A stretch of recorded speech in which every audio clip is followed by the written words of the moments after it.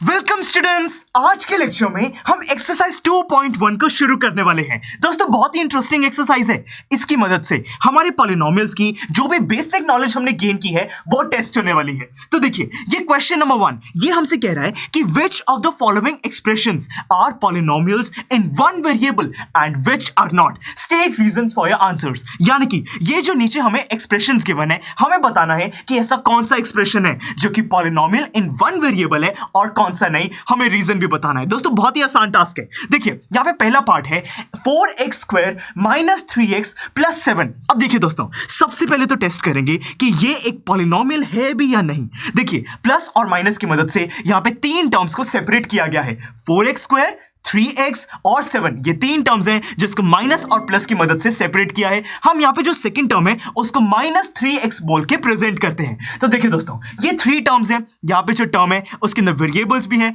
Constant भी है और एक्सपोनेंट भी है। और यहां पे जो हमारा एक्सपोनेंट है वो होल नंबर भी है, यानी कि ये पॉलिनोमियल तो है। अब यहां पे वेरिएबल्स की बात करते हैं। देखिए जो वेरिएबल है फर्स्ट टर्म में x वेरिएबल को यूज किया, सेकंड टर्म में भी x को यूज किया और थर्ड टर्म में हम x raise to power 0 represent कर सकते हैं। मतलब कि दोस्तों यहां पे ये एक ऐसा पॉलिनोमियल है जिसके अंदर सिर्फ x को यानी कि सिर्फ एक ही वेरिएबल को यूज किया गया है। तो मतलब कि ये एक पॉलिनोमियल इन वन वेरिएबल है। ये बिल्कुल सही पार्ट है। नेक्स्ट पार्ट देखिए y² प्लस √2। अब यहां पे y², यहां पे देखिए मैं 1y² लिख सकता हूं, मतलब कि कांस्टेंट है, यहां पे हमारा वेरिएबल है उसकी पावर है, तो ये एक टर्म है। सेकंड टर्म है √2, ये भी हमारी एक टर्म बिल्कुल है। मैं यहां पे √2 multiplied by y raise to power 0 लिख सकता हूं। तो देखिए दोस्तों ये एक हमारा ऐसा पॉलिनोमियल है जिसके अंदर एक ही वेरिएबल को यूज किया गया है, y को यूज किया है, तो ये भी एक पॉलिनोमियल इन वन वेरिएबल है। थर्ड पार्ट देखिए 3√t प्लस t√2। अब देखिए दोस्तों ये बहुत ही इंटरेस्टिंग है। यहां पे जो पहली टर्म है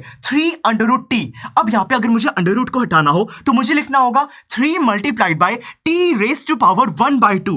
पर दोस्तों यहां पे देखिए t रेज़ टू पावर 1/2, 1/2 कोई होल नंबर नहीं है, यानी कि ये एक पॉलिनोमियल कंसीडर नहीं किया जा सकता। और देखिए सेकंड टर्म में t मल्टीप्लाइड बाय √2 तो एक कांस्टेंट है, इससे हमें प्रॉब्लम नहीं है। परंतु क्योंकि फर्स्ट टर्म में यहां पे t के ऊपर कोई होल नंबर एक्सपोनेंट नहीं है तो ये एक पॉलिनोमियल कंसीडर नहीं किया जा सकता। अब क्योंकि ये एक पॉलिनोमियल ही नहीं है तो पॉलिनोमियल इन वन वेरिएबल या टू वेरिएबल इसको टेस्ट करने का कोई फायदा नहीं है। तो दोस्तों थर्ड पार्ट हमारा सही नहीं है, ये एक पॉलिनोमियल ही नहीं है। फोर्थ पार्ट देखिए y प्लस 2/y।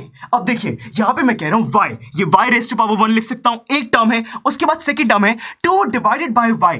अब दोस्तों यहां पे डिवीजन में जो y है मैं इसको लिख सकता हूं 2 divided by y raise to power 1, कोई भी डाउट नहीं है। अब दोस्तों अगर मुझे इसको डिनोमिनेटर से न्यूमरेटर में प्लेस करना है तो हम क्या करते हैं, एक्सपोनेंट को नेगेटिव टर्न कर देते हैं। मतलब कि ये बन जाएगा y plus 2 multiplied by y raise to power -1। अब दोस्तों y रेज़ टू पावर -1 एक नेगेटिव नंबर है, -1 एक नेगेटिव नंबर है, होल नंबर नहीं है। मतलब कि ये भी एक पॉलिनोमियल ही नहीं है। वैसे इसकी जो भी टर्म्स है उसके अंदर y को यानी वन वेरिएबल को यूज किया गया है, परंतु क्योंकि ये पॉलिनोमियल ही नहीं है तो ये हमारा फोर्थ पार्ट सही नहीं है। फिफ्थ पार्ट देखिए x raise to power 10 plus y raise to power 3 plus t raise to power 50। Variables हैं, उनकी पावर्स हैं, हम कांस्टेंट्स को भी 1 कंसीडर कर सकते हैं। सारी ये थ्री टर्म्स हैं जिनको प्लस की मदद से सेपरेट किया गया है, तो ये एक पॉलिनोमियल है, कोई भी डाउट नहीं है। वेरिएबल्स कितने हैं, x को यूज किया गया, फिर y को, फिर t को, मतलब कि टोटल 3 वेरिएबल्स को यूज किया गया। तो मतलब कि दोस्तों ये पॉलिनोमियल तो है परंतु टोटल वेरिएबल्स 3 हैं, मतलब कि ये पॉलिनोमियल इन वन वेरिएबल तो नहीं है।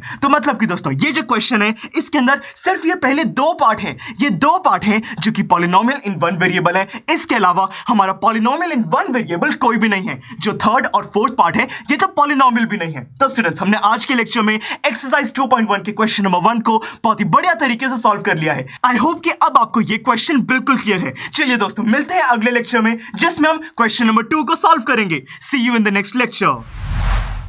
आई एम श्योर स्टूडेंट्स आपको ये लेक्चर काफी पसंद आया होगा और ऐसे ही मजेदार तरीके से अपने हर एक कॉन्सेप्ट क्लियर करने के लिए डाउनलोड कीजिए पीयू स्टैक ऐप को, जहां पर आपके पास और भी बहुत सारे ऑप्शंस होंगे जैसे कि back exercise solutions, tip videos, sample papers and much more. So what are you waiting for? Download the app now.